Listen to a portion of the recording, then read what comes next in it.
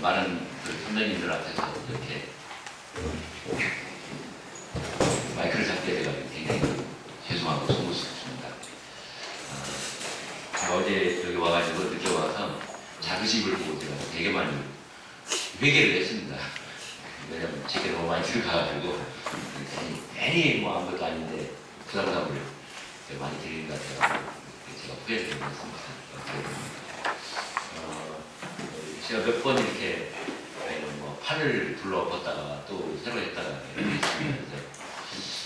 아무래도 이렇게 제가 원고 보내드린 것이 이 모임에 들맞는 것 같아요. 그래가지고 주일날 아침에 일찍 우리 한희철 선생님하고 통화한 다음에 바로 교회 안 가고 학교 사무실로 가서 하다가 10시 55분까지 하고 5분 남겨 앞에 있는 교회를 달려가서 예배 드리는데 그 교회는 참 은혜로운 교회예요. 왜냐하면 11시에 딱 시작하면 11시 43분에 예배가 끝나요. 일단 축도까지.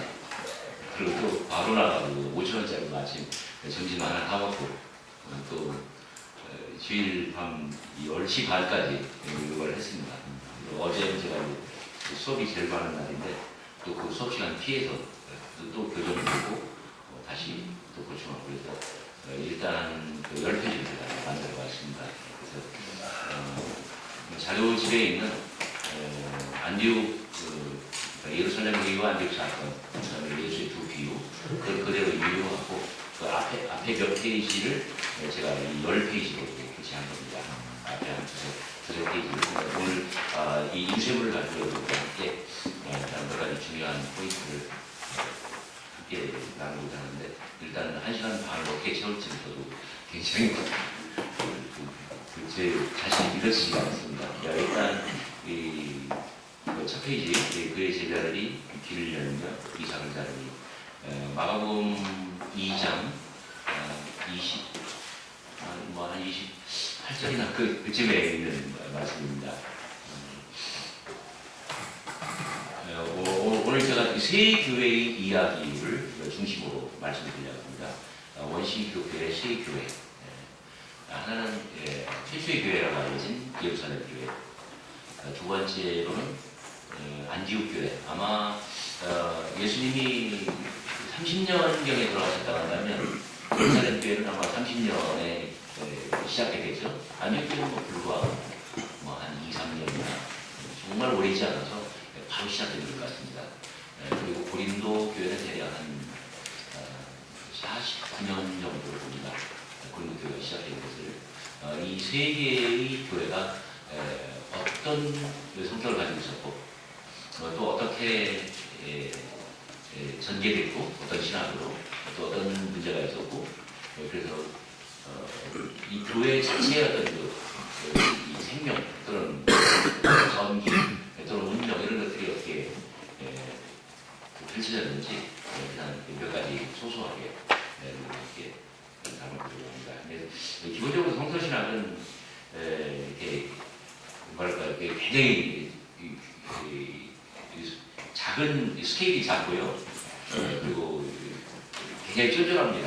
성격도 꼼꼼하지 않으면 못하고요. 그러니까 제가 하는 이야기가 여러분들 들으시기에는 굉장히 답답하고 시방 뭔 소리를 하는 겨 이런 생각이 들지도 모르겠는데 그래도 그냥 몇 가지 중요한 포인트 제가 중요하다고 생각하는 것들을 한번 짚어보려고 합니다. 우선 바울신학교 변전의 파노라마 그 밑에 본문을 보시면요, 바울 이전에 존재했다가 바울에게 전달된 바울이 받아들인 그 전승 그 중에 하나는 갈라디아서 3장 26절부터 28절, 특히 28절입니다. 한번 눈으로 읽어보시기 바랍니다. 뭐 그냥 같이 한번 읽어볼까요? 시작.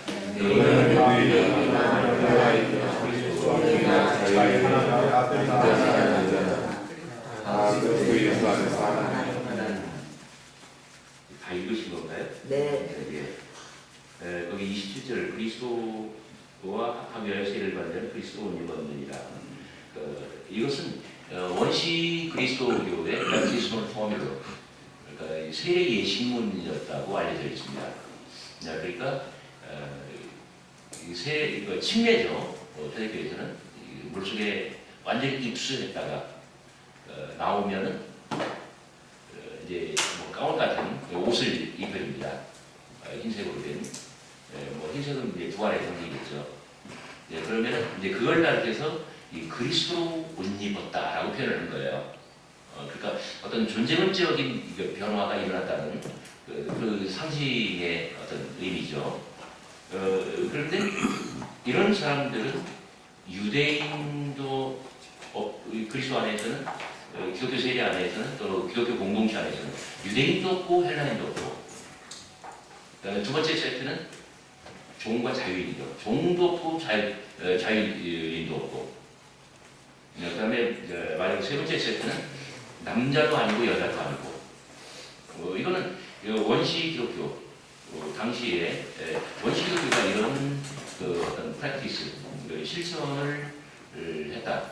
교회 공동체를 이렇게 만들었다는 것은 정말 어마어마하게 혁신적이고 혁명적인 아주 일대 사건입니다.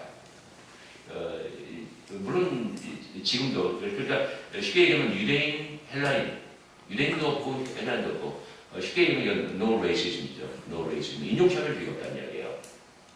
지금 한국 사회에 인종차별주의 있습니까 없습니까? 많습니다. 엄청납니다. 그러니까 일본 사람들 뭐라고 그래요? 쪽파리 새끼들. 쪽파리. 중국 사람들 뭐라고 그래요? 짱깨. 짱깨는 좀 이렇게 굉장히 이제 젊은 세대가 나옵니다. 때로 그리고 또 동남아에서 온 사람들 우리가 굉장히 무시하고 흑인은 뭐라고 불러요? 썸둥이 뭐 그런 거, 뭐 연탄, 뭐 그런 거. 그러니까 이게 엄청나요 이게. 그런데 바울 당시에 또는 AD 1세기에 로마 제국 안에 인종이 수천 개가 있다고 한다면 가장 상위 그러면 로마인이 있겠죠. 로마 제국이니까 유대인들은 그 수천 가운데 대략 랭킹 서열 2위에 나갑니다. 객관적으로. 그러면은 유대인들로 구성된 유대인 초대교회는 전부 다 AD 1세기 1세대 기독교인들은 다 유대인이었어요. 그럼 유대인들이 바라봤을 때 어떤 인종의 이슈는 어떻겠습니까? 유대인들은 로마인들, 뭐 현실적으로 인정했겠지만 속으로 인정 안 했겠죠. 그죠? 그런데 유대인들로 구성된 교회 공동체 안에서 헬라인에 대해서 어떤 동등성을 인정했다는 것은 모든 인종에 대해서 동등성을 인정했다는 것은 정말 혁신적이고 혁명적인 일대 사건입니다.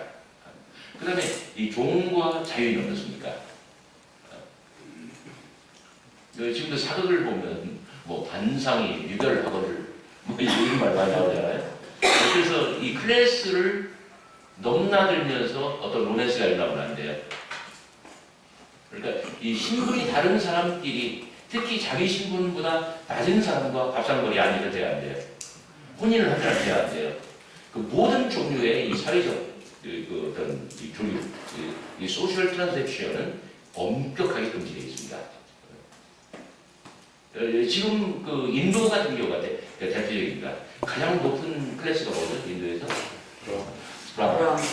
그게 하비크 브라만. 이 브라만이 뭐 슈마트라나 다른 계층의 사람과 함께 식사를 한다든지, 뭐 함께 교육을 받는다든지, 함께 활동을 한다든지 이것은 엄금되어 있는 거예요. 그럼 자기 신분이 막 낮아지는 거예요. 그리고 이 사회의 체제, 어떤 구조에 대해서 어마어마하게 흔들고 도전하는 그런 것으로 받아들입니다. 그런데 원시 기독교 공동체에서는 이런 클래시즘, 노 클래시즘 이런 비전을 실현하였다. 마지막으로 남자도 아니고 여자도 아니고 유대교는 유교만큼이나 아니 그 이상이나 여성을 찾아가고 남존여비가 강합니다. 뭐 아주 흔한 이야기로 오병이의 기적 때 여자들 인간으로 쳤어요 안 쳤어요? 인간으로 카운트할 때 여성들 안 들어가잖아요. 아마 다윗이 인구적으로 갈 때도 마찬가지일 것 같아요. 그 여성은 어떤 놀이만큼이나 뭐 가축보다는 좀 낫겠죠, 그죠? 이건 소유물입니다. 그런데 이 원시기독교 공동체 안에서 여성을 남성과 동등한 인격체로 받아들였고 그렇게 존중했다라고 하는 것은 참 정말 대단했던 겁니다. 바울은 이 기독교 전승을 받아들였고 바로 이번 갈라디아서를 집필할 때 52년부터 이것을 3장에 고스란히 인용했습니다. 그런데 그로부터 2년 후 고린도 전서를 집필할 때 여러분 바로 한번 고린도 전서 집필 12장 13절 눈으로 한번 보시기 바랍니다. 1번, 2번, 3번 1세트, 2세트, 3세트 중에서 세 번째 세트가 빠지죠. 네. 그러니까 no racism, no classism은 있는데 no sexism은 빠져들어가는 거예요. 바울이 그러니까 2년 전에 쓴 갈라디아서에서는 이걸 포함시켰는데 고린도전서를 집필하면서는 은근슬쩍 빠뜨립니다. 이게 바울이 이거 빠뜨린 거 여러분들 아셨어요? 모르겠어요? 모르셨죠? 바울이 지금 숨어서 원래 뭔지 전쟁 하고 있는 거예요. 지금 근데 다 들킨 거예요. 지방. 그로부터 2년 후 로마서를 집필할 때 또 달라졌습니다. 로마서 10장 12절 보면 유대인이나 헬라인이나 차별이 없습니다. 한 분이신 주께서 모든 사람의 주가 되다. 그를 부르는 모든 사람의 부유하시도다. 정말 부유한 것 같이 말씀은 하시는데 지성인으로 보면 배가 고파요. 뭔가 허전해요. 아랫줄이가 허전해요. 왜냐하면 2번, 3번을 다 빠뜨렸잖아요. 바울이 왜 이런 식으로 순차적으로 다 이것을 이렇게 망가뜨려 가느냐 이거예요. 네, 마지막 가로 5번은 가정교육서입니다. 가정교육서는 제2바울 서신 여러 군데서 나타나고 있는데 대표적으로 에베소서 5장과 6장만 제가 여기 인용을 해봤습니다. 그 부분은 아내를 이어 자기 남편에게 복종하기를 쉽게 하라.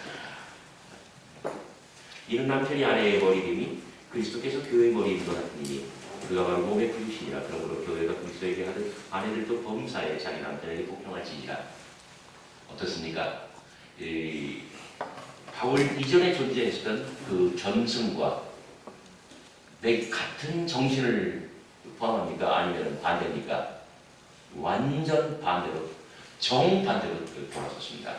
독이 남편들이요, 아이가 저는 계속 이런 게 걸려요. 앞에는 아내들이요 하면 남편들 아니고 모르고, 그럼 남편들이요 하든지, 적대 아내들아 하든지, 아내들아, 남편들아, 아내 사랑하기를. 근데 이 남편들에 대한 한 이야기를 보면요, 그럼 남편한테는 굉장히 주문사항이 많은가 보다. 근데 읽어보면 읽어볼수록 그게 아니에요.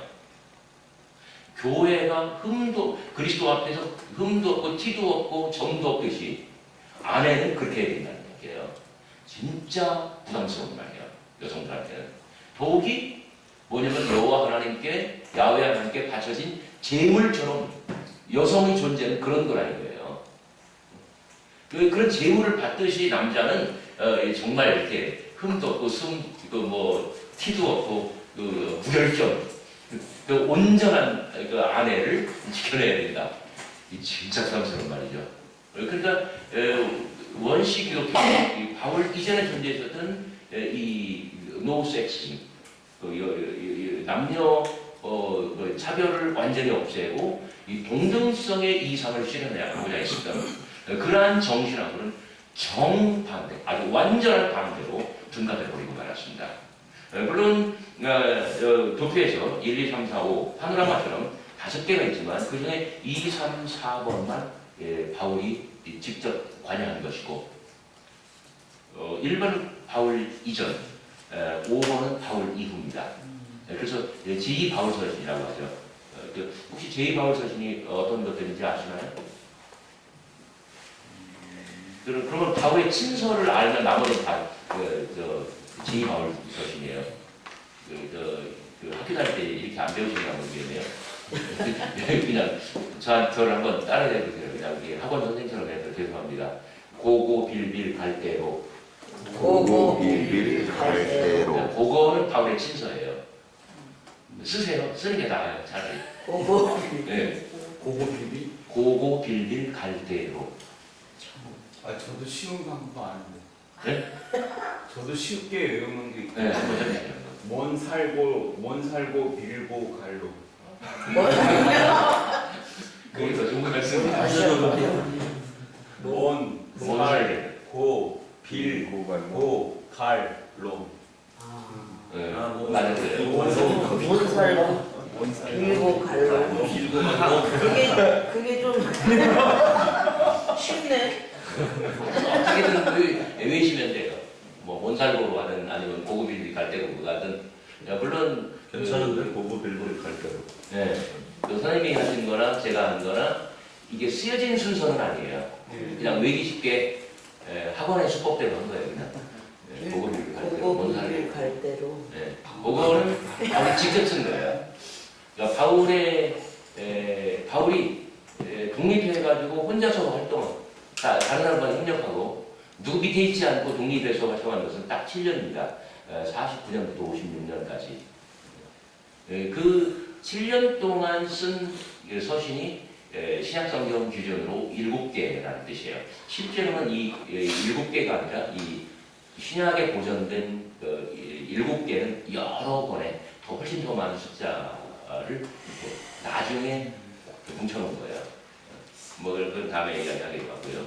어쨌든 제2바울 서신 단계에 가면 바울의 후학들이, 바울의 후계자들이 이것은 바울의 말씀입니다 하고 바울의 이름으로 그냥 직접 표지를 쓰고 띄우고 한 것인데, 그때 가면은 원시기독교 이 전성하고는 정반대의 그런 프랙티스를 보여주고 있습니다. 자, 두 번째 페이지로 가세요. 시간 및 공간에 대한 바울의 보소. 자, 시간적으로 시간 가로 1, 3, 4, 5는 52년 이전. 아마 이 3, 40년대에 굉장히 구체적으로 말하면 안 좋을 거예요. 3, 40년대에 어마어마하게 실천되던 그 혁신적인 공동체를 이루었던 그 비전이었습니다. 52년, 54년, 56년 하다가 바울 사후에 완전 정반대로 변절된 것을 봅니다. 자, 공간적으로 보시기 바랍니다. 자, 그 지중해를 중심으로 한 지도대 너무 작아서 여러분들 포인팅 하기가 힘들 것 같아요. 일단 예루살렘을 찾으실 수 있나요? 어디 한번 그 펜으로 한번 찍어보세요. 한번 예루살렘 어디 있는가. 그리고 JER이라고 한번 써봐요. 여기? 네, 거기요. 맞아요. 거기요. 자, 그 다음에 안디옥은 찾으셨나요? 네. 안디옥은 써있죠? 지중해 이렇게 동북쪽에 꼬부라지는 데, 그죠? 네, 그러다가 자, 이게 이 선이 뭐냐면 로마실의 가장 유명한, 가장 큰 가도들이에요. 그리고 그 선박 백길이고요. 이제 안디옥에서 이 터키 반도를 아나톨리아 이 세계를 횡단하면 에베소 보이나요? 옆에서. 네, 에베소. 그다음에 그 바로 위에가 아마 이 드로아일 겁니다. 여러분 이 드로아라고 또는 트로아스가 이 트로이의 목마들 그 현장인 거 아세요? 트로이 목마. 네, 트로이의 목마. 물론 바울 시대는 조금 구도시에서 벗어난 신도시랑 조금 거리는 있어요. 그러나 기본적으로는 그 트로이의 목마들 그 드로아예요. 그 다음에 드로아에서 쭉 건너면 이렇게 백길로 이렇게 수평으로 건너가면 거기 동그라미 하나 있는데 그게 아마 빌립보입니다.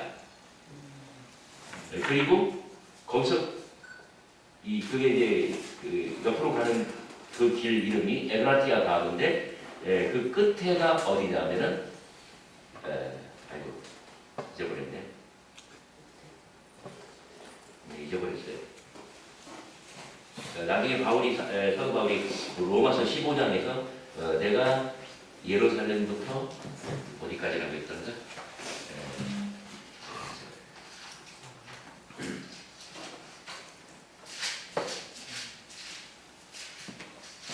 고린도서 15장 19절입니다. 19절입니다. 거기가 그러니까 발칸반도 맨 끝에가 일루리곤입니다. 그 일루리곤까지 그 에그나티아 바도가 연결되어 있고요. 바울이 이 일을 탔던 거예요. 거의 일루리곤 조금 전에 한참 전에 그 데살로니가가 있고 그리고 일루리곤에서 배를 타면 이 장화 뒷굽이 나오는데 거기가 어디냐면 브룬티시움이에요. 브룬티시움에서 로마까지 가는 그 길 이름이 아피아 가도입니다. 이 아피아. 인류 역사상 최초의 포장도로. 서울, 부산보다 좀 더 깁니다. 이 거리는. 그러니까 바울은 이 길을 원했던 거예요. 그래서 아주 그토록 로마에 들어가기를 소원했고 바울의 생각은 로마가 끝이 아니었습니다. 로마 찍고 그 다음에 스페인 가는 거였어요. 근데 바울이 자유로운 신분으로 가장 서쪽까지 가는 것은 어디냐면 그 배 타기 직전 그 일루리곤이에요. 로마서 15장 19절에 있는 대로. 근데 사도행전은 일루리곤을 언급하지 않습니다. 바울의 친서에서도 일루리곤은 로마서 15장 19절에 단 한 번 등장할 뿐입니다. 그 일루리곤에 바울이 뭐 교회를 개척했고 편지를 띄웠거나 사절을 보낸 적은 없어요. 근데 아무튼 자기는 일루리곤까지 복음으로 막 편만하게 채웠다라고 이야기를 합니다. 근데 로마로 들어가려고 일루리곤 가서 아마 입지를 했던 것 같아요. 49년도에. 근데 로마에서 49년도에 무슨 일이 있었냐면은 그 사도행전 10장인가가 나와 있죠. 클라우디우스 칙령이 있었어요. 뭐냐면 모든 유대인들을 다 로마에서 추방하는 거예요. 근데 놀랍게도 사도 바울 말고 다른 사람의 발걸음, 다른 사람의 선교에 의해서 로마 기독교가 당시에 있었어요. 그러니까 바울은 일루리곤까지 나아가서 거기서 배를 타고 로마 브루티스으로 건너고 그래서 아피아가도를 타고 로마로 들어가려고 했었던 것 같아요. 그런데 이 일루리곤 그 항구에서 일단의 사람들이 쏟아져 나오는데 바울이 배를 타려고 하는데 너 유대인이지.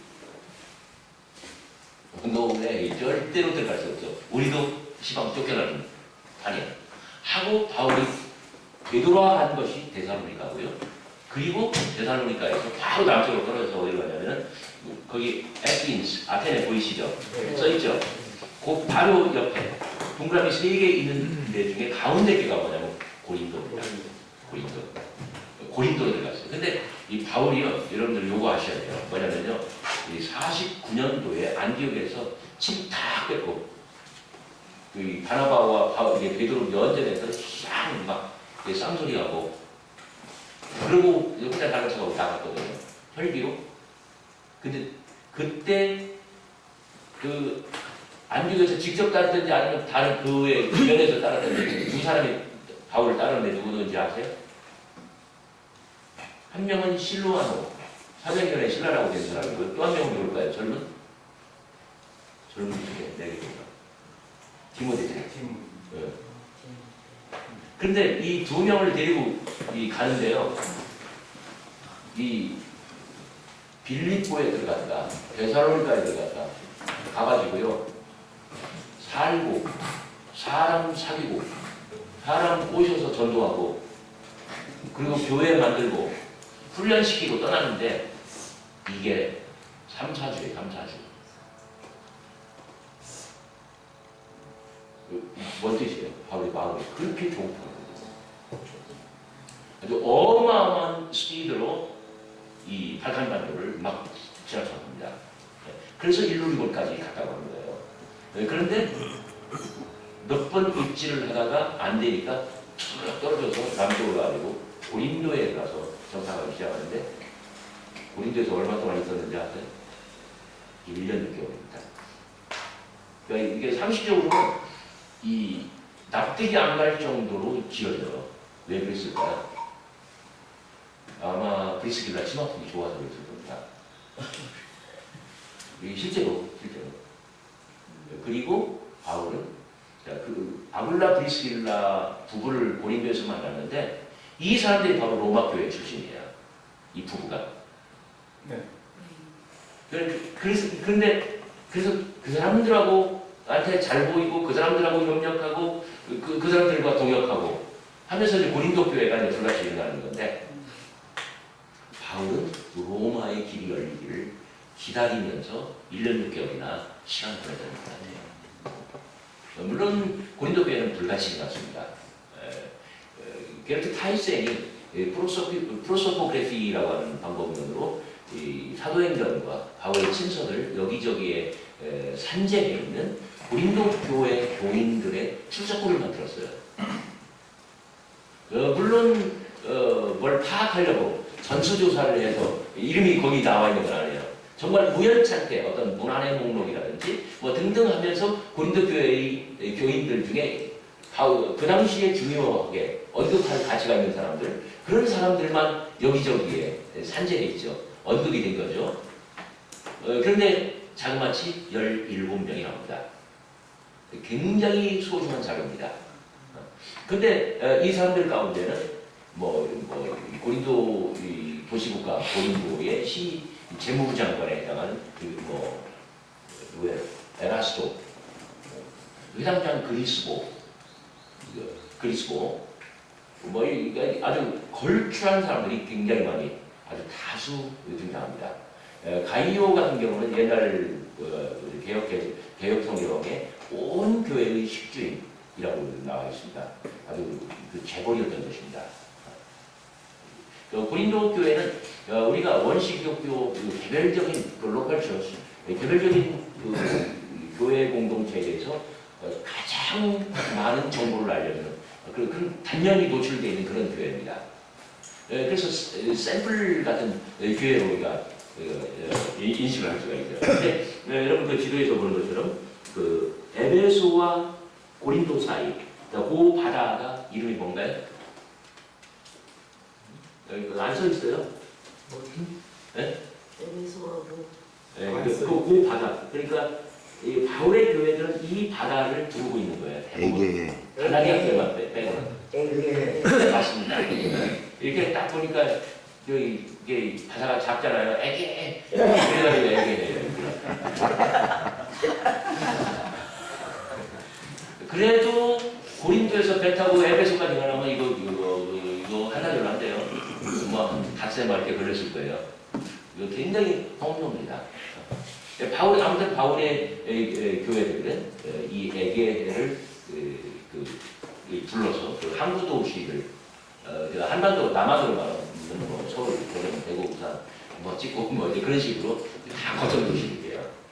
그리고 바울이 죽은 다음에는 그런 거점 도시들에서 카트리스 안으로 이제 사방팔방으로 이제 번져나갔겠죠. 바울은 그런 전략적인 측면에서 대단히 효율적인 효율적인 그런 선교를 한 사람이었던 것 같습니다.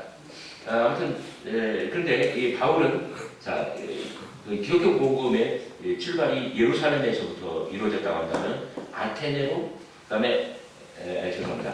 안디옥으로, 그다음에 안디옥에서는 터키 반도를 타고 서쪽으로, 그리고 특히 이 드로아에서부터 아주 어마어마하게 빠른 속도로 서쪽으로 서진하다가 바울은 죽기 전에 제일 서쪽으로 멀리 간 데가 일루리곤. 그러나 일루리곤에는 교회가 없어요. 편지도 안 띄웠고 사절도 안 보냈고 가장 서쪽이 대략 고린도 내지는 데살로니가 정도입니다. 거기까지예요. 56년. 그리고 나중에 죄수의 신분으로 로마에 들어가긴 했지만 사도행전은 굉장히 미화했습니다. 바울이 감방에 로마의 감옥에 들어가서 어마어마하게 선교한 것처럼 나오는데 사실상 그 전에 다 끝나요. 로마서를 집필한 곳은 고린도입니다. 고린도에서 로마서를 집필하고 보낸 것이 마지막이라고 보아야 됩니다. 56년입니다. 그것이. 그리고 60년 되면 베드로도 그때 죽고 바울도 그때 죽고 예수의 직계 제자들을 포함해서 1세대 기독교 지도자들이 다 이 별이 칩니다. 그때 60년 정도면은 그 다음에 이제 속사도 시대가 시작된다고 봐야 될 것 같습니다.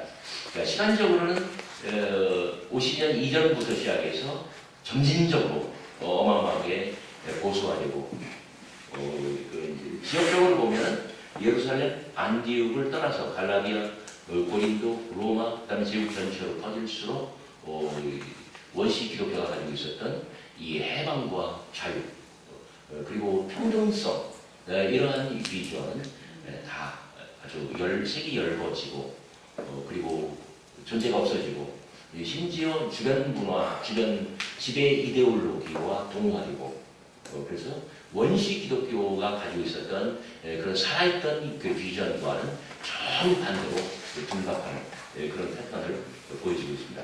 몇 가지 한번 생각해 봅시다. 자, 1번 가정 질서가 제시하는 가치와 기쁨은 전승이 간직했던 것과 정반대입니다. 바울의 신학은 바울이 살아생전 활동하는 동안에 시간이 좀 더 공간의 확장에 따라 점진적으로 그리고 치명적으로 보수화되는 경향성을 노출합니다. 바울의 신학은 바울 사후 그의 후학들에 의해서 완전 보수화됐습니다. 왜 그렇습니까? 질문은 이것입니다. 바울에게는 신학의 보수화라고 하는 그런 유전자가 있는 거 아닌가? 그럴 수밖에 없는 거 아닌가? 정말 그런가? 질문은 이겁니다. 물론 바울에게도 핑계가 있습니다. 우리말 속담에 핑계 없는 김건 뭐 없다고 하죠. 아닌가? 핑계 없는 무덤 없다. 그게 그 패러디된 게 핑계 없는 김건.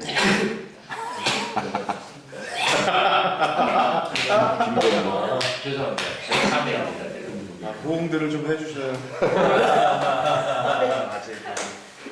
김건모가 핑계를 불렀잖아.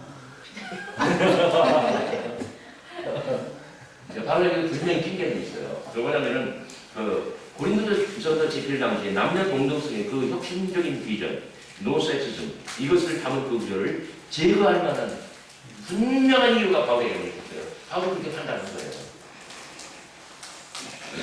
로마서 집필 당시에도 그 사회 계층 이 신분 제도를 철폐하는 이 비전, 노 클래시즘의 비전을 담은 그 구조를 제거해야 할 만한 합당한 이유가 바울에게는 있었어요.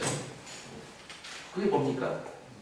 고린도 교회에 긴박했던 그 상황이 존재했는데 고린도 교회 여러분 그 인생의 맨 마지막 페이지 제가 이번에 다녀가면서 여러분들에게 드린 가장 큰 선물이 이겁니다.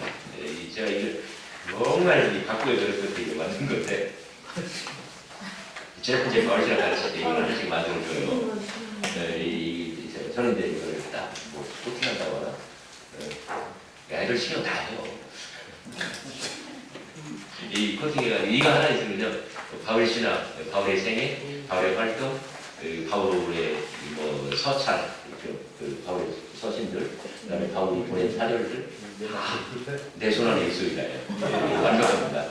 감사합니다. 이거 보통 학원 선생 같은 거 이런 거 안 만들어줍니다. 거기 가운데 축처럼 나와 있는 게 그게 도시들이 교회들이에요. 그걸 기준으로 보시고요.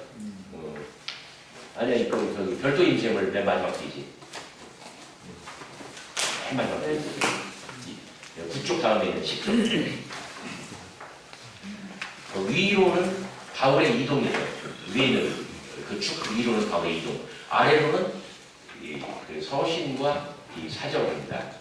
그런데 자 여기서 딱 볼 때에 화살표가 제일 많이 올라오는 교회가 어떤 교회예요? 고린도 교회. 고린도 교회는 이렇게 바울한테 편지를 제일 많이 받을 만한 가치가 있는 교회예요. 가치도 있지만 그럴 이유가 있는 교회예요. 왜? 문제가 많기 때문에.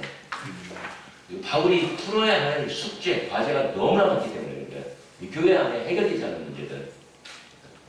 그러니까 이 빌립보 교회 같은 경우는요 정말 문제없는 교회예요. 바울이 막 그냥 눈을 감고 생각만 해도 바울의 가슴 속에 애틋한 교회가 빌립보 교회예요. 그토록 좋아요. 근데 바울이 아이고도야 머리 싸매고 제일 골 뽀개지듯 골치 아픈 게 가슴 안이라는 게 아주 여러분 목회하실 때 최고 힘드는데 그 교회가 어떤 교회냐면 고린도 교회예요. 고린도 교회는 정말 사도 바울에게는 두통거리였습니다. 그런데 왜 그랬냐면요. 저때 바울이 얼마큼 머물렀다고요? 1년 반. 1년 6개월, 1년 반. 근데 1년 반이 지났는데 바울이는 아나선 행동을 자꾸 해요. 아굴라 브리스길라가 보니까 자꾸 먼 바다를 바라봐요. 그리고 사람이 멍하고 정신이 없는 것 같아요. 부부간에 그 수군거립니다. 저거 좀 이상하잖아. 정신이 오락가락하는 것 같기도 하고. 근데 어느 날 부부를 불러가지고 바울이 이야기합니다. 그러니까 아주 쉽게 이야기하면 로마의 길이 열리지 않는 거예요. 열릴 기미가 없는 거예요. 이럴 바에는 차라리 내가 후왕을 다지는 게 나을 것 같아요. 그러면서 바울이 왔던 길을 되돌아가겠다고 이야기해요. 그리고 그 다음 기회를 노리겠다고. 근데 놀라운 것은요, 아굴라 브리스길라가 올드 코린토스, 고린도 지카투스라고 하는 그 집가가 있어요. 근데 거기에 스토어가 있었는데 아마 그 중에 하나를 아굴라 브리스길라 부부가 차지하고 쉽게 말하면 부동산을 매입해가지고 거기서 천막 제조업을 하고, 천막 제조업 이 간단한 거 아닙니다. 일단 재료를 사야 되죠. 그러면 그 어떤 그 재료를 생산하고 유통하고 하는 그런 어떤 그 네트워크가 필요하죠. 그 다음에 제조 그 작업 자체가 필요하죠. 고린도 바로 옆에서는 고대 그리스 4대 경기대회 중 하나인 그 중에 하나 가장 유명한 게 뭐예요? 지금까지 하는 올림픽 게임. 그것과 버금가는 이스니안 게임이 바로 고린도. 바로 정말 불과 한 2, 3km, 4, 5km 그 옆에서 한 거예요. 이스니안 게임. 여러분 한번 상상해 보세요.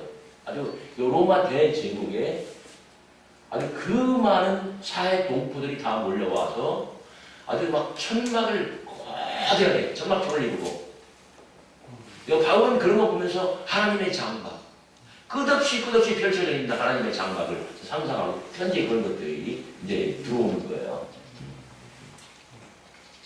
그 아굴라 브리스길라 부부는 바로 이 이스니안 게임을 겨냥한 그 천막.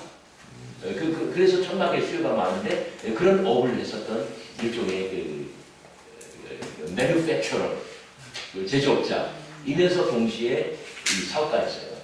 근데 바울이 떠나겠다고 하니까 굉장히 놀라운 것은 아굴라 브리스길라가 사업을 접었다는 말이에요. 그리고 함께 배를 탑니다. 지도상에서 보시면 에베소 있죠. 거기로 바울이 처음 들어갑니다. 바울이 들어가는 게 아니라 배가 들어가는데요. 그리고 거기에 아굴라 브리스길라 부부가 남습니다. 바울은 거기서 배를 타고 아마 그 선박길이 있는지 모르겠네요. 나오진 않았네요. 네, 나와 있네요. 에베소에서 해안선을 따라서 이렇게 항로가 있죠. 그렇게 하고 이 안디옥으로 직접 들어간 게 아니라 스위스에 가이사랴로 들어갑니다. 그리고 나서 안디옥으로 들어갑니다.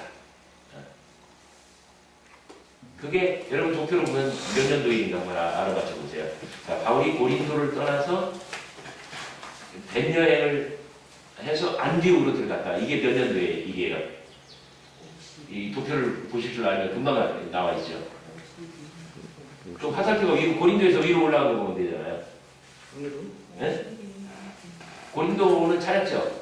네. 자, 바울이 맨 처음에 고린도가 들어간 게 몇 년도예요? 50년 가을. 1년 6개월 후에 52년 봄에 그 고린도에서 빠져나가는 그 화살표 몇 년도예요? 56년. 52년 봄이죠. 52년 네, 52년 봄. 그리고 그 52년 봄 그 화살표가 오른쪽으로 가면서 벤여행, 그다음에 안디옥으로 들어가고 안디옥에서 다시 나와서 갈라디아로, 갈라디아에서 소아시아, 그러니까 터키 반도를 횡단해가지고 52년 여름에 어디로 들어가요? 에베소. 에베소로 갔는데 52년 가을에 도착을 합니다. 에베소에. 그런데 에베소에서 55년 봄까지 2년 3개월 머물러요. 그러니까 사도 바울의 생애 가운데 가장 중요한 두 개의 교회가 어디와 어디예요? 고린도와 에베소. 그러니까 고린도 교회는 편지를 가장 많이 받은 교회. 에베소 교회는 편지를 가장 많이 쓴 교회. 에베소에 있을 때 뭔 학당을 만들었다고요? 불안 예수 학당. 두란노 서원. 이 서원이라고 번역한 말은 스콜레이라고 되어 있는데 여기서 렉처홀입니다. 그냥 이런 단어를 거예요. 바울이 두란노 서원을 만들고 거기서 편지를 제일 많이 쓴 거예요. 그러니까 우리가 오늘날 바울 신학이라고 부르는 대부분의 것들이 에베소에서 형성된 거예요. 그러니까 이 바울의 신학이 여기서 잉태되었습니다. 그래서 에베소서 이런 말을 우리가 하는 거예요.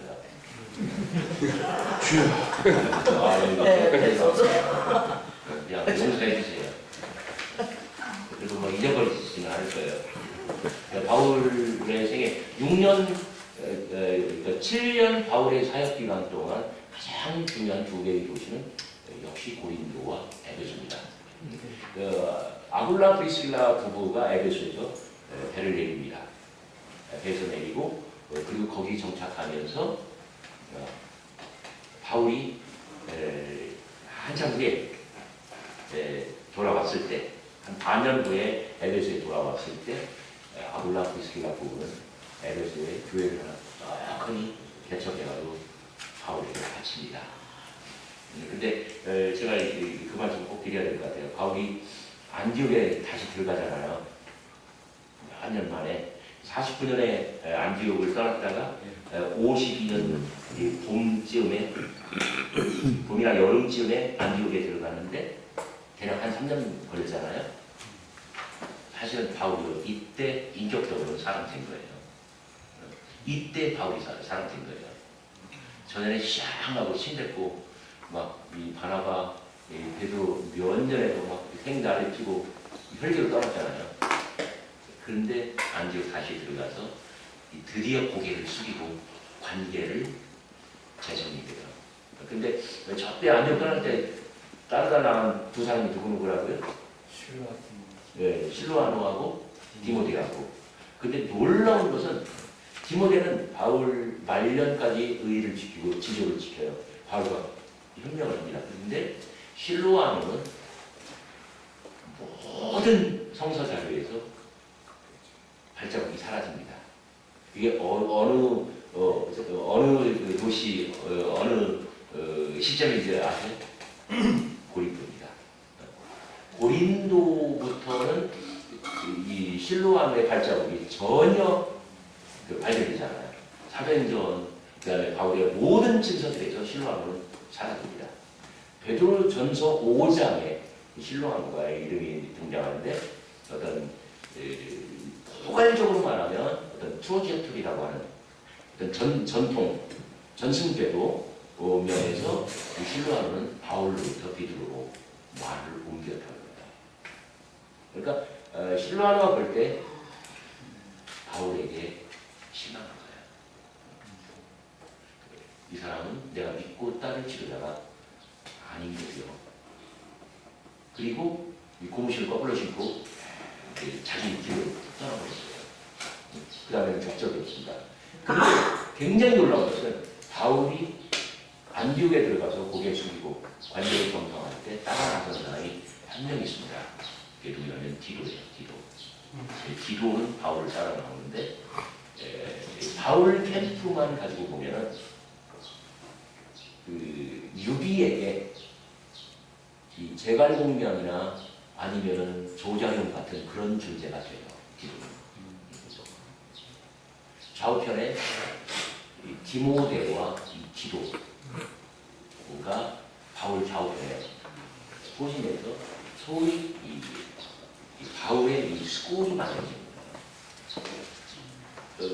정말 이 바울에게 이 디모데와 디도는 아들 이상입니다. 형제 이상입니다. 바울이 못하는 것들을 이 두 사람이 너끈하게 다 해준 거예요. 바울이 그래서 정말 이 순종의 돛담듯이 가지고 있죠. 근데 고린도 교회가 또 그런 게 있습니다. 바울이 고린도를 떠났을 때 아굴라 프리스길라도 함께 떠났다고 했죠. 거기는 걸출한 스타들 많습니다. 뭐 회당장 그리스도, 그다음에 제목장가 에라스도, 그 다음에 베베, 피비라고 했죠. 피비, 베베, 그 다음에 온 교회의 십주인 가이오, 뭐 아주 기라성 같은 사람들, 그 다음에 클로에, 뭐 스테파나, 뭐 이 부드나도, 뭐 아주 걸출한 리더들이 많아요. 그 중에 대부분은 바울 편이지만, 그러나 압도적으로 교회 전체는 반바울파예요. 여러분들 고린도 교회는 분파가 몇 개 있었다고 해요. 1장 12절. 4개가 있었다고 해요. 다 알아요? 어느 파인지? 그리스도파, 게바파, 아볼로파, 바울파. 현대 신학학자들은 그 4개는 아니라고 봐요. 4개 다는 아니라고. 2개만 있었다고 봐요. 첫째, 그리스도하고 이 다른 그 사도급 사람들하고 이게 어떤 병행이 돼야 안 돼요. 안 되죠. 전혀 급이 다 아니잖아요. 그 다음에 계발은 어때요? 고린도 교회 계발은 없었습니다. 9장 5절에 바울이 고린도 교인들한테 그렇게 말합니다. 내가 계발처럼 자네된 아내를 데리고 다니는 원이 없느냐. 계발은 베드로, 바울은 늘 이 베드로를 계발하고 그래요. 왜 그런지 모르겠는데 이 베드로는 사도 바울에게 어파스리 스탠다드, 이 사도의 표준으로 둔다네요. 더기 15장 3절 이후에 부활의 그리스도가 누구에게 현현했는가 목록을 이야기할 때 그 6개의 대상이 나옵니다. 근데 베드로는 그 사다리 정점 꼭대기에 있습니다. 이것은 엄청나게 예민하고도 중요한 문제입니다. 마치 그 사도를 보면 임금님이 아주 갑자기 돌아가셨어요. 승나하셨어요. 그런데 그 옆에 누가 있었냐면은 누가 한 명 있었어요. 그 사람한테 밀지를 줬어요. 앞으로 전국은 전국의 회오리는 그 사람이 입을 열어가지고 이 임금님 선왕이 남긴 그 밀지를 발견하는 순간 전국의 회오리가 올 거예요. 그죠? 자, 부활의 그리스도가 누구에게 나타나셨느냐? 그 사람이 입을 열면 그 사람의 심장에 있는 것, 그 사람의 입으로 나오는 것, 이거는 그리스도의 당신의 말씀이에요. 그 원시 기독교 공동체의 어떤 정치적인 문제에 있어서, 어떤 서열을 정하는 문제에 있어서 누가 어떤가는 키 퍼슨이냐, 요인이냐 이걸 정하는 문제에 있어서 부활 그리스도의 현현의 공동이 굉장히 중요하고 예민한 문제입니다. 근데 거기 정점에 누가 있다고요? 베드로가 있다고요. 바울은 고린도 전서를 쓸 당시에 베드로를 어떤 넘볼 수 없는 존재, 요즘 애들 뭐라고 불러요? 그걸 넘사벽. 네, 그 정도로 생각하고 있는 거예요. 바울에게 베드로는 넘사벽이에요. 무슨 네 개의 분파가 됐다는 것은 말도 안 된다고 봐요. 그냥 바울이 과장으로 어떤 바울의 수사에 있어서 과장으로 나타나는 것이 실제로 여러분 고린도서 성경 읽는 분들 한번 찾아보시기 바랍니다. 고린도서 3장과 4장을 보면요. 계속해서 자신과 아볼로를 비교합니다. 3장과 4장에 3장 4절 어떤 이는 말하되 나는 바울에게 다른 이는 말하되 나는 아볼로에게라. 그러니 이게 아볼로는 무엇이며 바울은 무엇이냐. 나는 심었고 아볼로는 물을 줬다 애가 그러나 자라게 하시는 분은 하나님이다. 네, 4장에서도 이런 논리를 계속합니다. 오직 바울과 아볼로만이 비교되어 있습니다. 16장에 가면 이 문안의 목록이 나옵니다. 16장에는. 네, 그런데 16장 10절 디모데가 이르거든 너희는 조심하여 서로 두려움 없이 너희 가운데 있게 하라. 이는 저나 나와 같이 죄를 힘쓰는 자이구나. 네, 그러므로 누구든지 저를 멸시하지 말고 평안히 내게로 오게 하라. 디모데가 누굽니까? 저때 아테네에서 고린도로 출발할 때 디모데를 데살로니가로 보냈어요. 그리고 시방 우리가 아테네에서 찢어지지만 나하고 실로하고 고린도로 들어갈 거야. 그러니까 너는 데살로니가 가가지고 외교 문제, 그 다음에 어떤 교회 문제 다 해결하고 돌아올 때는 아테네로 오지 말고 고린도로 들어와.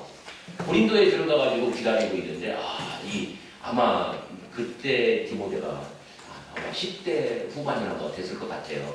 그냥 짐작에. 근데 디모데가 돌아왔는데 이게 웬일이에요? 이 데살로니가 교인들의 온 마음과 모든 혼을 완전히 다 받아가지고 와서 바울에게 다 바치는 거예요. 바울은 막 생애에 이보다 더 기쁜 일이 없어요. 자기가 데살로니가 머물렀던 기간이 굉장히 짧았거든요. 불과 몇 주밖에 안 됐어요. 바울은 마음이 급했어요.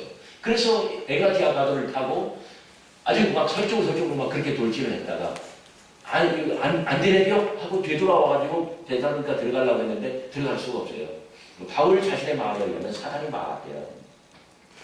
그래서 밑으로 쭉 남진해가지고 뚝 떨어져서 아테네로 가지고 고린도로 들어가는데 그러니까 내가 못 들어가고 너라도 갔다 와 했는데 디모데가 완전히 다 해결한 거예요. 그러니까 바울이 막 이 흥분을 주체할 길이 없습니다. 그때 그 감사, 감격, 이 희열 이게 데살로니가 전서의 고스란히 아주 일필휘지로 남아있는 거예요. 자, 이런 디모데를 바울이 지금 고린도 교회의 문제를 해결하고 있어요. 그래가지고 뭐라고 이야기를 하냐면은 디모데가 이러기를 너희는 조심히 대하여 저로 하여금 두려움이 없고 낯선 것도 없고 부자연스러운 것도 없고 뻘쭘한 것도 없고 잘 해서 오게 하라고 그렇게 합니다. 이 디모데에 대한 이 바울의 애정과 이 배려가 얼마나 큰지 몰라요. 그런데 그 다음에요. 바로 12절 형제 아볼로에 대하여 내가 저더러 형제들과 함께 너희에게 가라고 많이 권했는데 지금은 갈 뜻이 일절 없다고 하네. 나중에 기회가 있으면 가겠지. 아볼로에 대해서는 완전 시큰둥한 거. 이 디모데에 대해서 이야기할 때하고 논조가 완전 바뀌어요. 바울이 아볼로한테 삐져 있는 거예요. 지금. 왜 그런지 아세요? 사건을 거슬러 올라가서 그 역사를 재구성하면 그때의 사진이 그렇습니다. 바울이 고린도를 빠져나올 때 아볼로와 브리스길라 부부도 빠져나왔죠. 고린도 교회에 어떤 리더십이 부재했습니다. 바울 편에. 그래서 굉장히 오랜 기간 동안 이 고린도에는 이 바울의 영향력이 미치지 못하는데 그때 아볼로와 브리스길라 부부가 에베소에서 한 사람을 고린도 교회로 파송을 하고 목회를 하라고요. 위탁 목회를 맡겨요. 그게 누군지 아세요? 네, 아볼로입니다. 근데 이 아볼로는 학식면에 있어서 바울보다 월등하게 나아요. 인물 아볼로보다 진짜 송중기급이에요. 그 다음에 언변 진짜 유창해요. 인품 여기 보세요. 지금 고린도에 분란이 생기니까 아볼로가 에베소에 있나 봐요. 그런데 고린도 들어가요, 안 들어가요? 안 들어가요. 진짜 젠틀맨이에요. 그러니까 학식, 언변, 인물, 인격 모든 면에서 아볼로는 바울보다 나은 사람이다. 그러니까 고린도 사람들이 고린도 교회의 교인들이 아볼로에 정말 푹 빠져있는 거예요. 아볼로를 보니까 바울 아닌 게죠. 바울에 대한 마음이 싹 가죠. 고린도 교회의 문제는 바로 이겁니다. 바로 그것이 분쟁이라고 나와 있고요. 바울은 고린도를 다시 손에 두어야 되는데 바울이 가장 염려하고 있는 문제는 뭐냐면 고린도가 넘어가면 다 에게해 연안에 들려있는 다른 교회들이 도미노처럼 다 넘어가는 거 아니야. 바울이 어마어마하게 이 네트워크 속에서 생각하고 있고 바울은 어마어마하게 염려하는 거예요. 그런데 아주 모든 저방을 다 동원해요.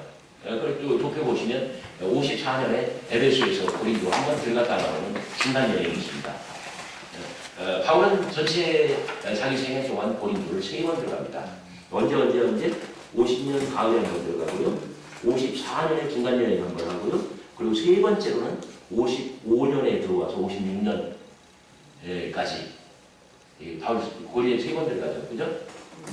자, 중간 여행이 뭐냐면은 편지를 한 6번을 보냈어요. 바울이.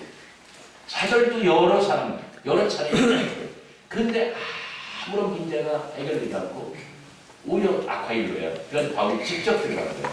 근데 요즘 말로 하면요. 고린도 교인들이 바울을 패대기를 쳐버렸어요. 중간에. 바울은 그 상처가 굉장히 깊어요. 요즘 말로 하면 설교하는데 강단으로 올라가가지고 유사기 사고까지 끌어들여요. 바울이 정말 대망신이에요. 이 고린도 교회를 해결할 수가 없는 거예요.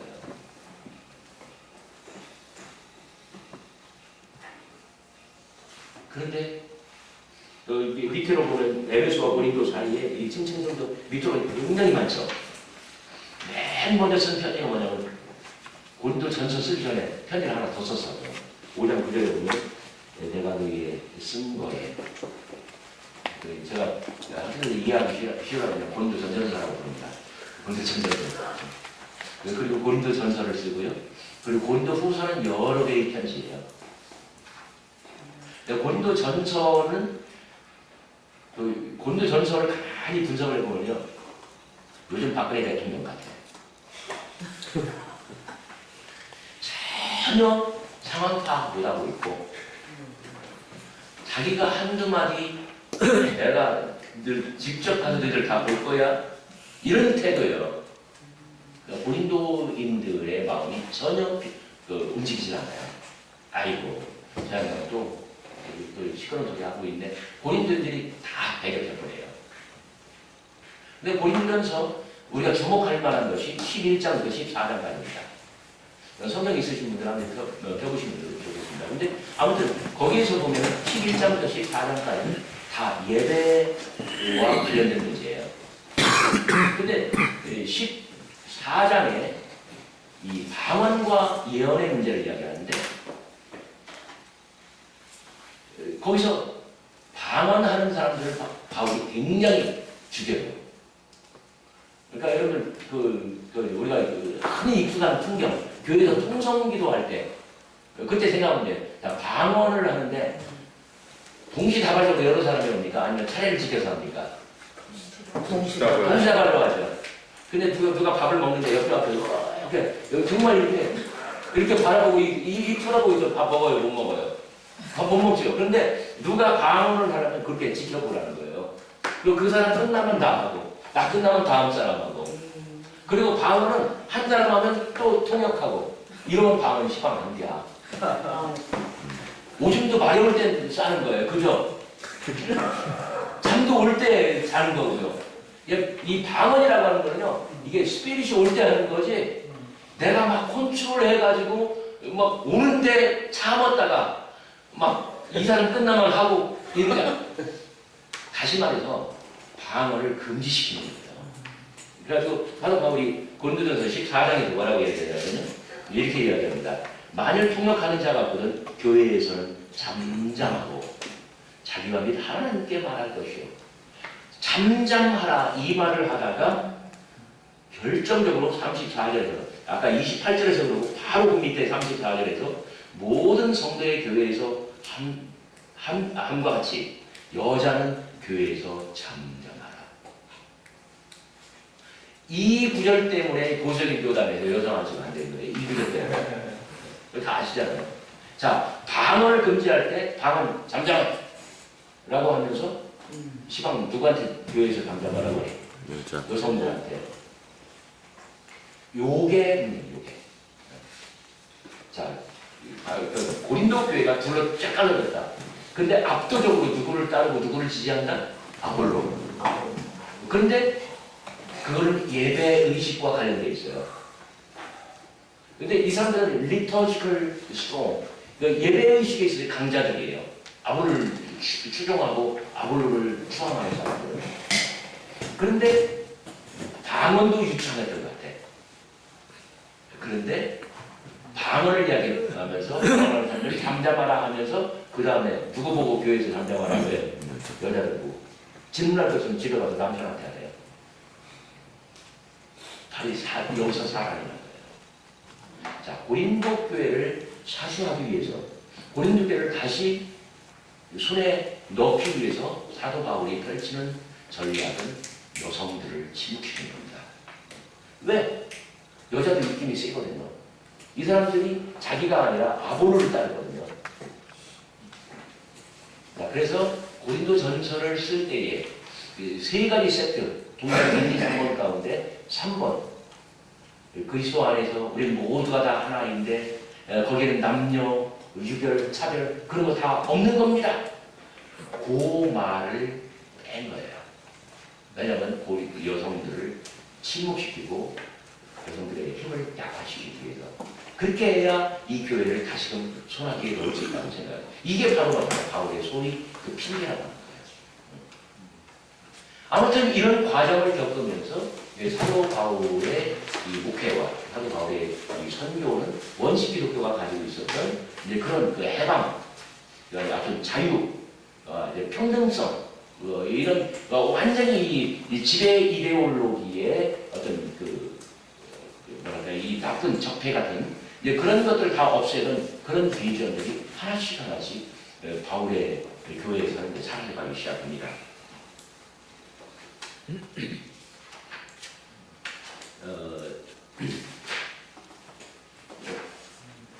살짝가서요. 바울의 이 모습과 길의 상실. 불과 2년은 갈라디아서를 집필할 당시 예수 그리스도와는 남녀차별이 없음을 인정했습니다. 그러나 지금은 고린도서를 집필하면서 극도로 여성을 억압하고 있습니다. 한지 여자라는 의미 때문에. 그러나 거의 동시에 썼던 빌립보서에서는 여성을 굉장히 존중하고 있습니다. 유오디아와 순피에 빌립보 교회도 굉장히 입김이 강한 여성 리더들인데 둘이 화해하라. 여성들의 입지와 역할을 인정하고 있잖아요. 어쨌든 그런데 이후 바울 서신 시대에 여성 억압을 아주 영구히 제도화하는 그런 발판을 바울 자신도 모르게 마련하고 마는 거예요. 그러나 동시에 여성 해방의 정신과 기운은 분명히 존재했습니다. 갈라디아서 2장 3장 28절이 그 한 예고요. 그리고 마가복음 7장 29절에 보면 예수께서 솔로몬에게 뭐라고 말씀하십니까? 네가 이 말을 하였으니까 내 딸에게서 귀신이 나간다. 자, 교회에서 여자들은 잠잠하라는 이 바울의 이 명령과 예수님의 이 말씀은 완전 정반대입니다. 예수는 여성의 말을 권장하고 격려하고 부추겨줘야 합니다. 여성이 아주 덕스러운 말, 그리고 올바른 말, 진실된 말, 이런 말들을 예수께서는 굉장히 권장하고 격려하고 오히려 부추깁니다. 어디 여자라고 해서 그냥 교회에서 누르고 막 그렇게 합니까? 그러니까 결국은 시대적으로 볼 때에, 그러니까 시간적으로 볼 때 바울 이전에 분명히 존재했었고, 바울과 동시대에도 여성 해방, 인종 해방, 모든 이런 좋은 것들은 다 있었어요. 그런데 바울은 하나씩 이걸 떨구고 갑니다. 바울은 왜 보수가 되었습니까? 이 지식인의 안목으로 볼 때에 바울은 이 성미급한 판단과 저돌적인 실천, 정말 바울은 집요한 사람이었어요. 조급함, 아까 말씀드린 것처럼 빨리 로마 찍고 스페인 가야 돼요. 지도상으로 볼 때, 그러나 바울은 그 꿈을 다 절대로 이루지 못했습니다. 에게해 정도까지 나아간 거예요. 거기다 이거 다 망가지고 다 무너질지 모른다라고 하는 그 위기의식. 더욱이 더 중요한 것은 2번입니다. 성격적인 문제와 더불어 2번입니다. 낯설고 물선. 피선교지에서 외로운 선교사의 고독한 노래. 굉장히 제가 신사적으로 써는 거예요, 이거. 결정적인 차이가 뭐냐면 탐구권으로 간다는 점이에요. 탐구권. 낯설고 물선. 쉽게 얘기하면 여러분들 물물교환이라는 게 뭡니까? 흥정이라는 게 뭡니까? 가장 중요한 거 한두 가지를 얻기 위해서는요 7, 8, 9가지 다 되는 거예요. 그죠? 바울이 그 한두 가지가 뭐라고 생각하는지 모르겠어요. 물론 우리가 바울 신학 공부해보면 나오죠. 그거 하나 얻기 위해서 다 되는 거예요, 지금. 여성 해방 내주고, 그 다음에 차별적 신분제로 다 내주고, 다 인정하고. 그러니까 다시 말해서, 그 외부 사회, 외부 문화, 지배 이데올로기를 다 그냥 수용하면서 동화돼 버리는 거예요. 이 문화적 선흥이라고 하죠, 그런 것들을.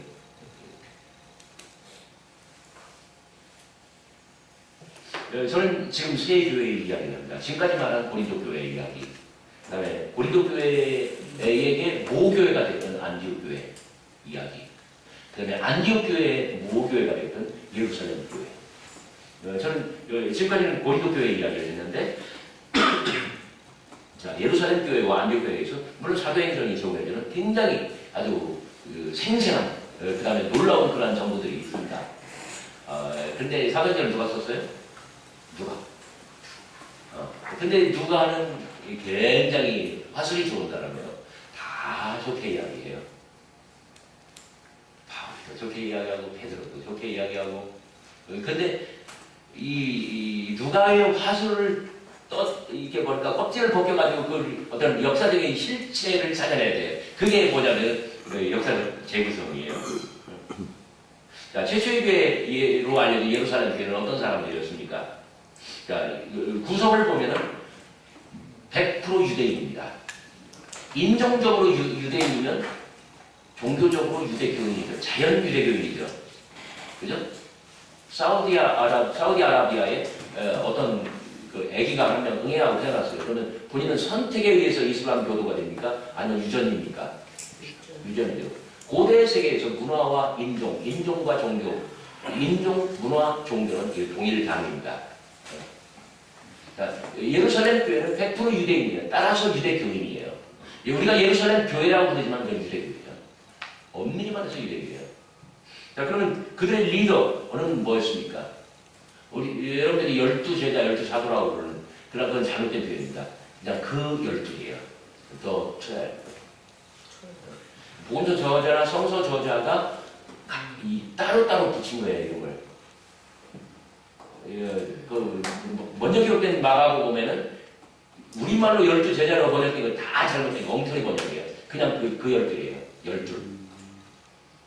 12라고 하는 숫자 뒤에 제자라고 하는 명사를 처음 붙인 사람은 마태입니다. 왜냐면 마태는 예수님을 선생님으로, 안철 박사님, 이거 보험서에 그 선생님 얘기 이거 나와야 돼요. 마태는 예수님을 선생님으로 봐요. 그러니까 예수님의 무릎 밑에서 스라에서 가장 친밀하게 배운 사람들은 다 제자가 되는 거예요. 그 사람이 12이에요. 그러니까 12제자가 되는 거예요. 근데 누가 같은 경우는 그날의 제자의 수가 3천이나 더했더라. 환장하죠. 그죠? 예수를 그리스도로 알고 믿는 모든 사람들을 누가는 다 제자라고 부르는 거예요. 대신 그 12사람은 보냄받은 사도들이니까 12사도인데 누가에게는. 그래서 아무튼 그 예루살렘 교회의 리더들은 그 12입니다. 왜 12이냐 말이에요. 실제로 그 12명이 누구누구였느냐 목록을 비교해보면 조금씩 좀 다 달라요. 12지파처럼. 근데 중요한 것은 12이라고 하는 통일된 숫자예요. 누가 그러고 빠지고는 이쪽 그 다음 문제예요. 왜 그러냐면 새로운 12지파.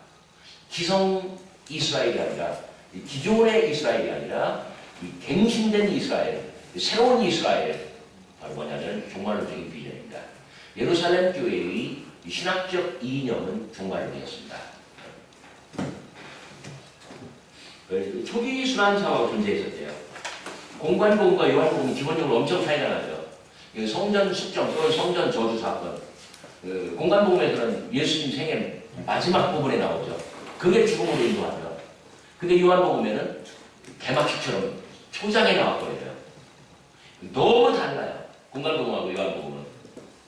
그런데 마태복음, 마가복음 14장 43절, 요한복음 18장에 있죠. 예수의 체포부터는 사건의 레파토리, 그 다음에 순서, 속도, 밀도, 이게 거의 통일된 채로 나가요.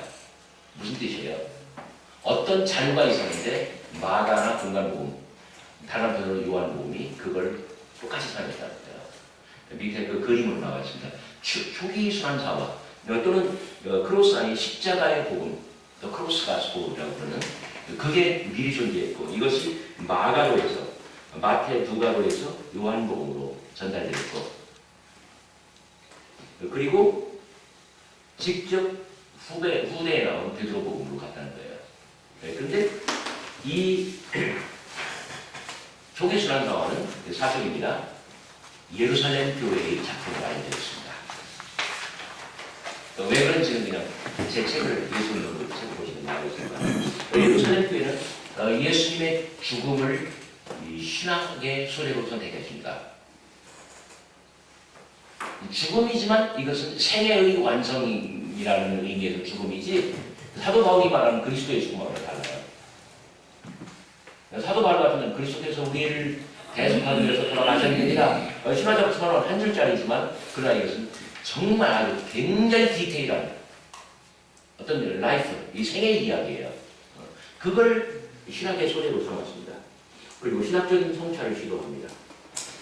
이걸 보면 지배 종교인 유대교에 대한 저항이 있습니다. 그리고 지배 문화에 대한 비판적인 성찰과 대안이 아주 듬뿍 담겨져 있습니다.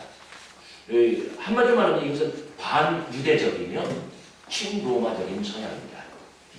로마 제국에 대해서는 비교적 호의적으로 다룹니다. 그러나 유대교에 대해서는 완전 아주 극렬한 반대. 지배 문화, 지배 종교, 지배 이데올로기에 대해서 저항하고 비판하고 새로운 대안을 제시하는 거예요. 그래서 이 반성전적인 태도 그리고 그 열들보다는 여성들이라든지 아니면 자격 없는 사람들이 월등하게 주역으로 등장합니다. 그리고 예수의 모친과 가족들이 은근히 여기서 부상합니다. 마가복음 15장 40절 41절에 보면은 막달라 마리아 예수님 돌아가신 운명의 순간 십자가 아래 3명의 여성이 있더라고 하는데 누구누구인지 기억하세요? 막달라 마리아와 작은 야고보와 요새의 어머니와 마리아와 그 다음에 살로메. 근데 거기 작은 야고보와 요새가 누구예요? 제가 이제 제일 환장하는 게 이거예요. 마가복음 6장 4절에는 예수님의 동생들 4명을 소개할 때 요셉이라고 했어요. 근데 헬라어 그러면 똑같은 사람이에요. 6장 4절에는 요셉이라고 해놓고 15장 40절에는 작은 야고보와 요새의 어머니 요새가 맞습니다. 요새는 다 요새로 발음을 해야 돼요. 왜냐면 헬라어가 요세이토스니까. 그러니까 이 비읍을 지워야 돼요. 6장 4절에서. 다 쉽게 말하면 가운데 여자는 모친 마리아인 거예요. 예수의 어머니 마리아인 거예요. 이 예수 운명의 순간 십자가 아래에서 예수의 운명을 지키는 것은 여인들이에요. 12은 다 내빼고 최선을 쳤어요. 그 전에 여인들이 있어요. 마가복음에서 이 여성의 해방과 여성을 주역으로 세운 것이 얼마나 위대한지 보세요. 예수 운명의 순간에 이 3사람이 있었다. 그 다음에 15장 47절 예수께서 장례식을 받으실 때에 이 여인들이 지켜보았다. 그 다음에 16장 1절부터 7절까지 8절까지 부활의 세력 그 빈 무덤을 촬영한 사람이 누구예요? 3명의 여인들. 이 3사건에서 여인들이 나와요. 정말 놀라운 일이에요. 왜냐하면 자 보세요. 예수님께서 그러니까 16장 5절에 그 무덤 속에 있는 그 청년이에요. 천사가 아니라 청년이 이야기합니다. 너희가 십자가에 달린 나사렛 예수를 찾는구나. 그래서 십자가에 달려 돌아가신 예수는 역사를 하겠습니다. 그는 살아나셨고 보라 여기 계시지 아니하니라. 자, 그는 부활의 그리스도가 됐어요. 근데 보세요. 역사적 예수가 묻힌 이 무덤 그리고 부활의 그리스도가 정말 부활해가지고 그 옷을 벗고 남겨놓고 빠져나가는 것처럼 몸이 빠져나가는 것처럼 무덤은 남아있대 몸은 사라졌어요. 자, 묻히신 이 무덤과 살아서 탈출하신 이 무덤이 같은 무덤이라는 것을 증언할 사람은 누구예요? 여성들이에요. 오직 여성들이에요. 그러므로 그 역사적 예수가 곧 부활의 그리스도며 부활의 그리스도가 곧 역사적 예수 이 동일 인물이라고 증언할 수 있는 사람은 오직 누구예요? 여성들이에요. 70년에 나온 마가복음에 여성들의 어떤 그 지위와 그 위상과 역할을 이 복음의 어떤 태로, 복음을 잉태하는, 복음을 생산하는 그러한 주체로 어마어마한 존재로 등극시키잖아요. 근데 거기에 비하면 그보다 훨씬 먼저 기록된 바울의 서신들에서 여성을 그렇게 억압하는 것은 정말 상극입니다.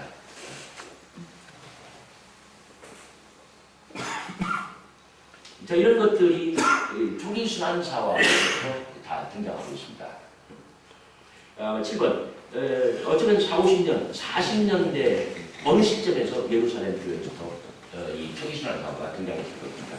이것은 지배 종교와 지배 문화, 지배 이념에 대한 비판과 투쟁 그리고 대안의 제시 이런 것이 이 문서의 가장 핵심인데 이것은 죽음을 넘고 시대를 극복할 무한의 에너지를 간직하고 있습니다. 초기 순환사화가 이게 어느 교회에서 나왔다고요? 예루살렘 교회. 그런데 보세요. 예루살렘 교회의 약사를 제가 정리했습니다. 30년에 예수님이 돌린 60년에 교회가 기원했다고 한다면 리더는 그 12 집단 지도부였습니다. 이 사람들의 신학적 이념은 종말론이었는데 원시 기독교 공산주의를 실현하고 있었습니다. 그런데 사도행전 6장에 보면 헬레니스트들이 부상합니다. 떠오릅니다. 여기 헬레니스트들은 인종적으로 헬란이라는 뜻이 아니에요. 해외파 유대인이라는 뜻이에요. 헬레니즘 세계를 당대 아니면 선때부터든 거기서 살다가 예루살렘에 들어와서 살게 된 해외파예요. 그러니까 같은 유대인이지만 순수 국내파나 아니면 해외파냐에 따라서 완전 문화적인 전제라든지 모든 실천이라든지 이게 판단이 다 달라요. 그러니까 마치 힐렐 학파와 샤마이 학파가 다른 것처럼 그렇게 다른 거예요. 근데 이 헬레니스트들이 막 목소리를 키우고 하니까 사도행전 6장에 보면은 우리가 7 집사라고 알고 있는 그 7, 더 세븐, 호이 헥타를 집단 지도부를 만들어줬대요. 그런데 바로 7장에서 갈등이 일어나고 스데반이 순교를 합니다. 그래서 사도행전은 8장에 보면은 그때 유대인으로부터 이 환란과 핍박이 와가지고 다 쫓겨났다고 하는데, 근데 실제로는요 예루살렘 교회 안에서 헬라파와 순수 유대파, 히브리파가 싸워서 좀 쉬었다 할까요? 그 뜻이 있나요? 시간이 다 됐다는. 시간이 다. 빨리 마치겠습니다. 빨리 마칠게요. 이 헬레니스트들을 다 축출해버린 거예요. 예루살렘 교회는 어마어마한 그 예수 복음의 실체를 가지고 있었지만, 그러나 내부 투쟁에 의해서 이런 것들이 다 사라지고 결국은 그걸 말아먹는 거예요. 그 주역이 누구냐면은 예루살렘과 안디옥 사건을 통해서 나중에 베드로를 거세요. 나중에 바울이 찾아왔을 때 바울을 56년에 현장에서 딱 체포해가지고 유대교에 넘겨주고, 유대교는 예수를 그렇게 한 것처럼 또 로마한테 넘겨주고, 그래서 바울을 그 로마로 이제 끌려가죠. 그러니까 결국은 야고보가 누구누구를 잡아먹은 거예요.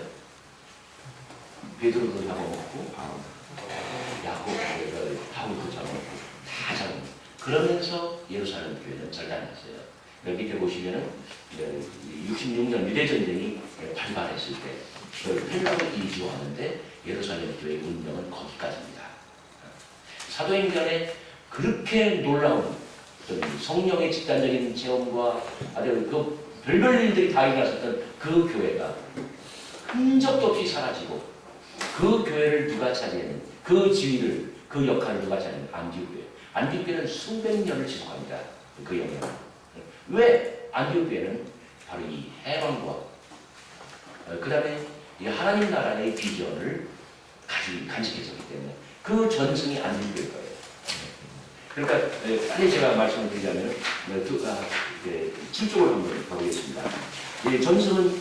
전승의 뭐야? 길의 기원. 그러니까 유대인, 헬란, 종, 자유, 남자, 여자, 이 놀라운 전승을 안디옥 교회가 간직했습니다.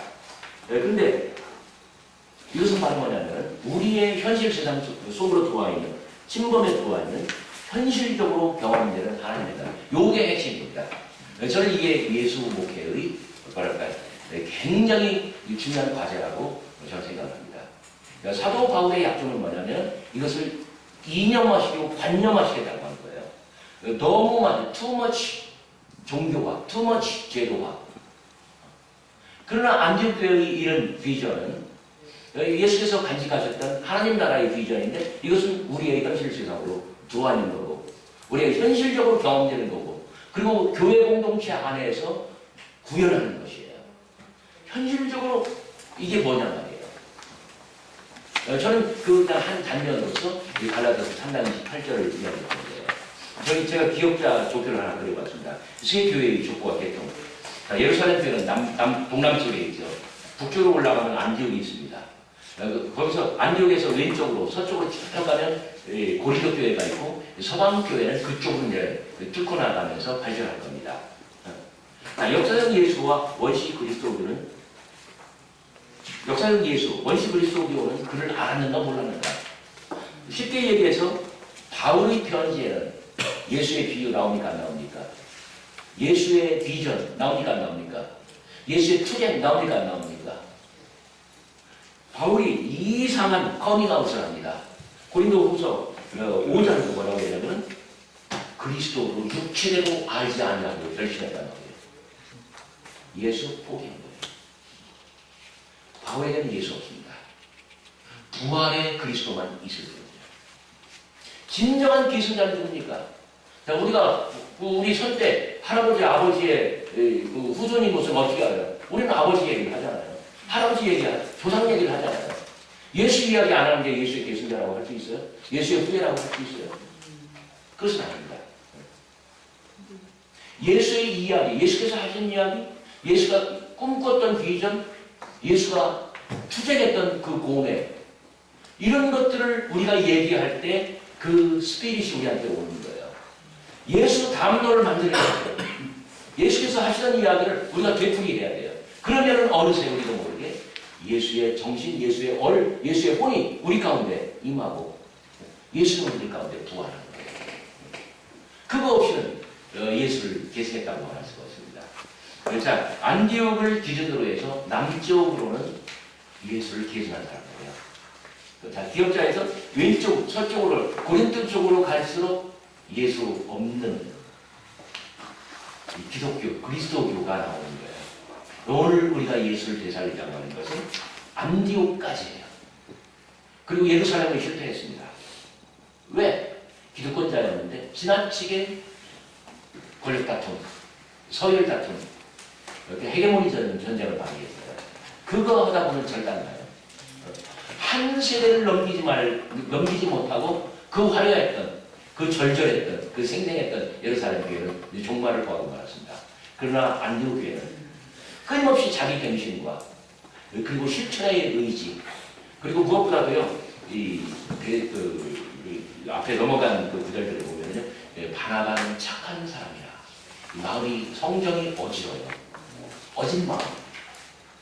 야고보에게 문제는 뭐냐면 사람이었다는 거예요. 사람을 놓치고 사람을 배척하고, 바울에게 문제가 뭐냐면 업무 중심이에요. 사람 중심이 아니라. 그런데 예수 운동, 안디옥, 거긴 뭐냐면 사람을 존중하고, 사람이 궁극의 목표가 되고, 이 사람을 목적으로 설정한 그런 목표를 했기 때문에 안디옥 교회는 정말 시대를 넘어서 모두를 품어안으며, 이방인도 품어안으며, 여성도 품어안으며, 그 예수 정신을 개선하고 스스로 자기 갱신을 지속적으로 펼쳐나가기 때문에 안디옥 교회는 그렇게 했던 것입니다. 좀 더 이야기하고 싶지만 다음 기회에도 하려고요. 이 시간은 여기서 마치도록 하겠습니다.